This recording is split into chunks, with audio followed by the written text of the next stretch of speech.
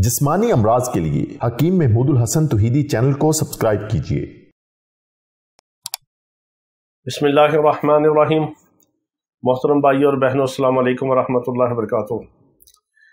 मर्द हजरात चूँकि सारा दिन बाहर जाते हैं, धूप में काम करते हैं, मट्टी है, रेत है, सीमेंट में काम होता है, गर्दो गुबार है, कोई बेचारे बिल्डिंगों पे चढ़ के काम करते हैं, कोई खंभों पे चढ़ते हैं, टावर पे चढ़ते हैं, कोई सड़कों पे फिरते हैं, कोई मंडियों में काम करते हैं, कोई बाज़ारों में तिजारत करते हैं।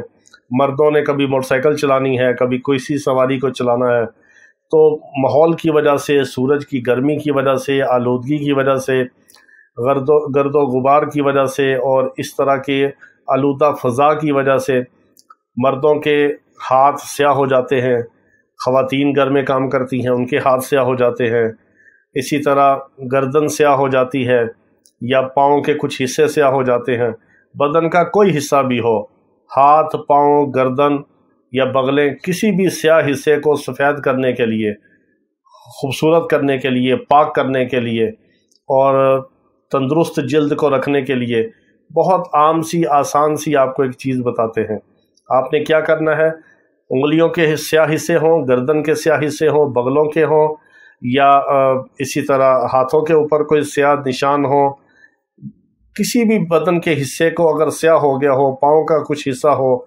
बाद लोग ऐसा जूता इस्तेमाल करते हैं कि जो थोड़ा सा खुला होता है, उसके ऊपर धूप और मिट्टी की वजह से वो निशान बन जाते हैं स्याह रंग के। तो किसी भी जल्द के हिस्से को, स्याह को सफ़ेद करने के लिए, साफ़ करने के लिए, खूबसूरत करने के लिए आपने ये करना है कि कोई सी भी टूथपेस्ट ले लें, कोलगेट ले लें, कोई ले लें जो आपको आसानी से मिल जाए। टूथपेस्ट के अंदर दांतों को चमकाने के लिए केमिकल वगैरह होते हैं और दांतों के लिए तो ज़्यादा बेहतर नहीं है, मगर आप उससे कभी कभार जल्द को साफ़ करने का काम ले सकते हैं। उस टूथपेस्ट के अंदर आपने थोड़ी सी टूथपेस्ट लेनी है। उसमें अगर एक समझे कि 2 ग्राम टूथपेस्ट है या 3 ग्राम है, उसमें आप एक बड़ी चुटकी मीठा सोडा डाल दें।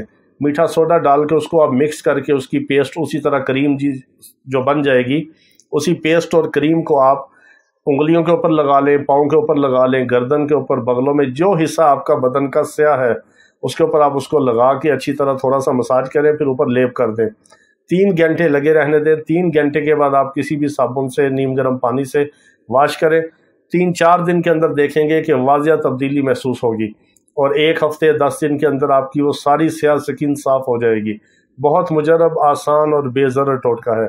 अल्लाह पाक तमाम बीमारों को शिफाई कामिला अता फरमाए। व आखिर दावाना अनिल हम्दुलिल्लाहि रब्बिल आलमीन।